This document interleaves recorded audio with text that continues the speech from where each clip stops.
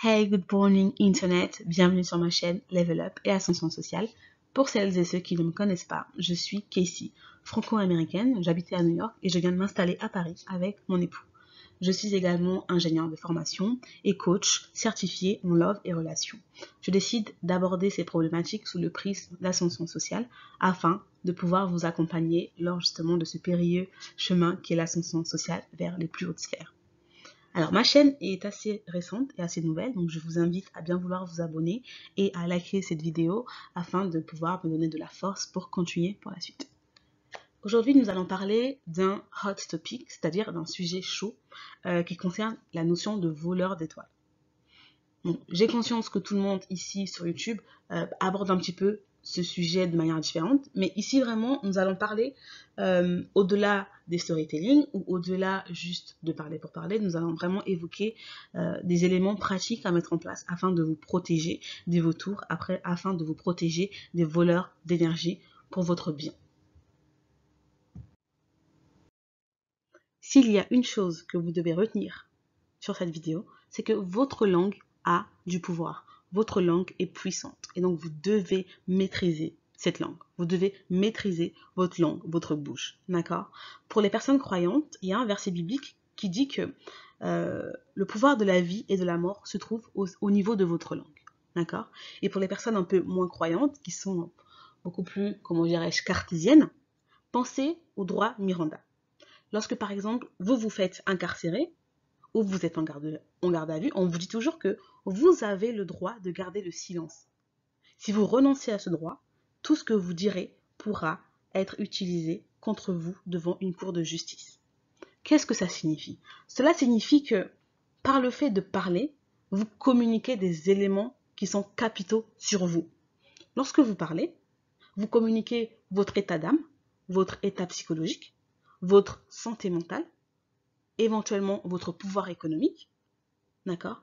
Donc, vous devez absolument maîtriser votre langue. À partir de ce que vous dites lorsque vous parlez, eh bien, on peut vous attaquer, tout simplement. À partir de ce que vous dites, vous communiquez bien plus que les simples mots qui sortent de votre bouche, en fait. À partir de votre manière de parler, votre manière de communiquer, on peut vous mettre dans des boxes, on peut vous associer à tel ou tel stéréotype. Donc, vous devez faire attention à votre langue, tout simplement. Vous devez faire attention à ce qui sort de votre bouche. D'accord? Il y a une chose importante. Lorsque vous parlez, posez-vous toujours la question suivante. Est-ce que ce que j'ai à dire est important? Si la réponse est non, ne parlez pas. La deuxième question que vous devez vous poser, c'est est-ce que ce que j'ai à dire peut être utilisé contre moi plus tard, dans une autre sphère, dans un autre contexte? Et troisième question, est-ce que ce que j'ai à dire peut me nuire en fait? D'accord? Est-ce que ce que j'ai à dire, est-ce que je partagerai cette information sur la place publique?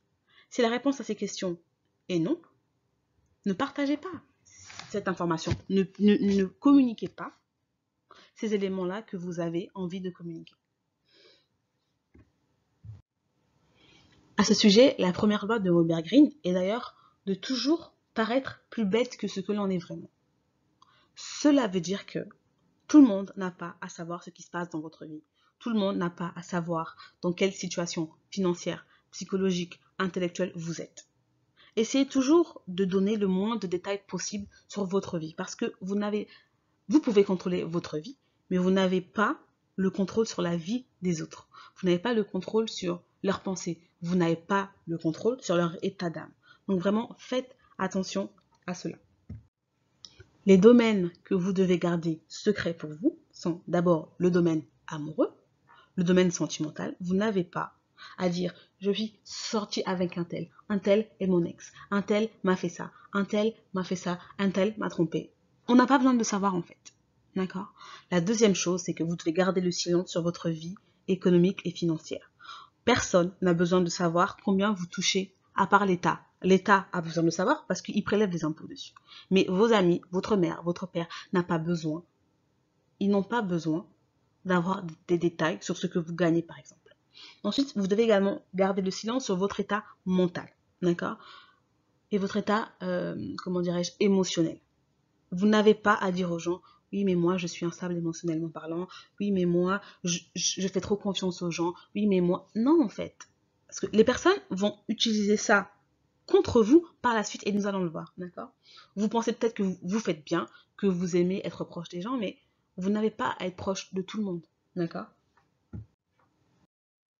Tout le monde n'est pas votre ami. Et donc, si vous ressentez souvent ce besoin de parler, eh bien, je vais vous proposer plusieurs solutions qui pourront répondre à vos besoins, tout simplement. La première solution que je vais évoquer ici, pardon, va être de vous voir et de constituer votre entourage en termes de zones. Je m'explique. La zone 1, ici, va correspondre à la relation que vous avez par rapport à vous-même. C'est la zone la plus intime, d'accord? Personne d'autre n'a le droit d'entrer dans cette zone. Cette zone, c'est vous et vous toute seule, d'accord? Dans cette phase de zone-là, vous allez être la plus vulnérable possible. Vous allez être totalement transparente avec vous-même. Vous allez analyser ce qui a fonctionné dans le passé, ce qui n'a pas fonctionné. Vous allez tirer des leçons de votre propre vie afin de ne plus commettre les mêmes erreurs par la suite. D'accord? Ça, c'est la première zone. Dans cette zone, il n'y a personne d'autre. Ni votre mère, ni votre père, ni même votre enfant. Vous êtes seul dans cette zone-là. Vous devez être en zone de confort par rapport à vous-même. Vous devez être capable de vous regarder droit dans le miroir et de vous dire, ok, ici, j'ai déconné. Ok, ici, j'ai fait ça dans le passé, j'aurais pas dû le faire. D'accord? Ici, je crois que dans ce projet, il va falloir que je puisse être comme ceci. Il va falloir que je puisse être comme cela. Vous êtes en zone de confort dans la zone 1. Vous avez totalement le droit d'être entièrement vulnérable face à vous-même. D'accord? Ensuite, il y a la zone 2. La zone 2 va être constituée des personnes qui nous sont vraiment le plus proches. Des personnes qui savent notre passé, qui nous connaissent depuis très longtemps et qui sont bienveillants par rapport à nous. Ça peut être notre mère, par exemple, à condition qu'elle ne puisse pas être toxique, bien évidemment. Si votre mère est toxique, vous la virez en zone 3. D'accord? Ça peut être également votre enfant, si vous en avez. Ça peut être votre mari. En fait, ça va vraiment constituer un ensemble de personnes sur qui vous pouvez compter, peu importe la difficulté. Un ensemble de personnes qui sera toujours là pour vous soutenir. D'accord? Qui connaît vos douleurs, qui va partager votre douleur, vos doutes, et qui seront là, en fait, pour vous soutenir. C'est vraiment ce qu'on appelle votre comment dire, votre support system, right? C'est vraiment un système qui est là pour vous soulager. D'accord? Ensuite, il y a la zone 3. La zone 3 va principalement être composée d'amis, de connaissances, des personnes voilà, avec qui vous discutez de temps en temps, sans forcément avoir des conversations très profondes. D'accord?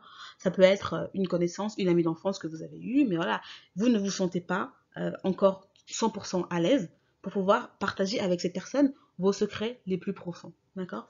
Et ainsi de suite. On va passer par exemple à la zone 4, où ça va être principalement les connaissances. Les connaissances à qui vous dites bonjour une fois de temps en temps. Ça peut être votre voisin par exemple, ça peut être votre coiffeur. D'accord? Et la 5e zone va vraiment constituer votre réseau professionnel. Ça veut dire que les éléments que vous partagez avec les personnes en zone 2 n'ont aucun rapport avec les personnes de la zone 3 ou de la zone 5 par exemple. Vous devez vous mettre des barrières. En zone 1, on est 100% vulnérable par rapport à nous-mêmes. En zone 2, on peut commencer à partager des éléments. C'est vraiment le cercle qui est le plus proche de vous. En zone 3, en fait, plus on s'éloigne du centre, moins on va divulguer des informations personnelles et moins, à contrario, du coup, il va falloir avoir des attentes par rapport à ces gens-là. Une personne que vous classez en zone 5, vous n'allez pas attendre d'elle qu'elle ait le même comportement qu'une personne que vous classez en zone 2. D'accord? Vous n'allez pas attendre de votre voisin, par exemple, qu'il soit là pour vous si vous perdez un proche. Ça, c'est une attente de personnes de zone 2, d'un ami proche, par exemple. D'accord? Donc, vraiment, faites attention à ça. Commencez à utiliser le principe de zone et ça va vous éviter vraiment beaucoup d'histoires inutiles. L'autre élément va consister à tout simplement utiliser un journal. Si vraiment vous ressentez le besoin d'écrire, de parler, de communiquer avec quelqu'un, achetez un journal, j'en sais rien, chez Carrefour, et commencez à parler en fait. Commencez à écrire. C'est-à-dire que vous allez coucher sur le papier vos pensées. Si vous êtes seul, écrivez-le. Écrivez vraiment dans votre journal. Ça peut être une fois le matin, une fois le soir. D'accord? Si vraiment vous ressentez le besoin d'écrire, écrivez. Si vous ressentez le besoin de partager des informations confidentielles, écrivez-le dans votre journal. Et ensuite, vous allez le cacher dans un endroit qui est un petit peu secret, afin qu'il ne puisse pas être accessible à tout le monde. L'autre astuce que je propose ici, c'est de pouvoir consulter un psychologue. Si vraiment vous avez besoin de parler, vous avez ce besoin-là de vous livrer, allez consulter un psychologue, tout simplement.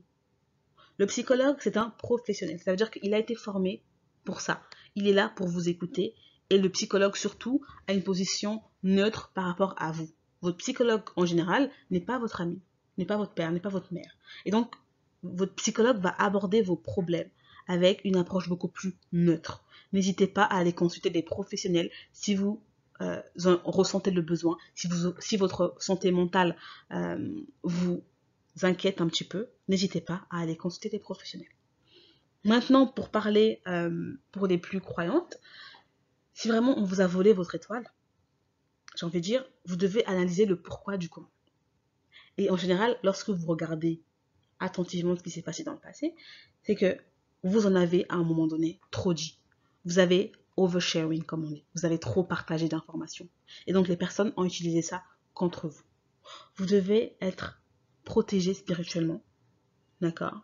Vous devez également prier pour les personnes qui vous approchent afin que Dieu ou que Allah, peu importe, puisse vous guider en fait vers les bonnes personnes.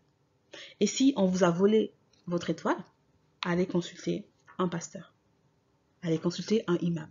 Commencez vraiment à vous rapprocher de votre Dieu et ayez une vie spirituelle beaucoup plus active en fait. Si vous voulez vous confier à quelqu'un, confiez-vous à Dieu. Dieu au moins, vous êtes sûr qu'il ne partagera pas vos informations et qu'il ne vous trahira pas. Donc vraiment, ça va dépendre de l'état d'esprit de chacun et de chacune. Lorsque vous ressentez le besoin de partager, de communiquer, n'oubliez pas le principe de zone d'une part, de l'autre, écrire dans un journal. Après, pourquoi pas consulter un psychologue et éventuellement un homme de Dieu afin de vous aider dans ce processus. Alors voilà, nous arrivons à la fin de cette vidéo. Elle était courte, donc je voulais qu'elle soit courte et concise. Donc n'hésitez pas à vous abonner et à liker la vidéo et surtout à laisser en commentaire vos histoires, à essayer de partager pour qu'on puisse s'enrichir toutes mutuellement. Merci et je vous dis à la prochaine.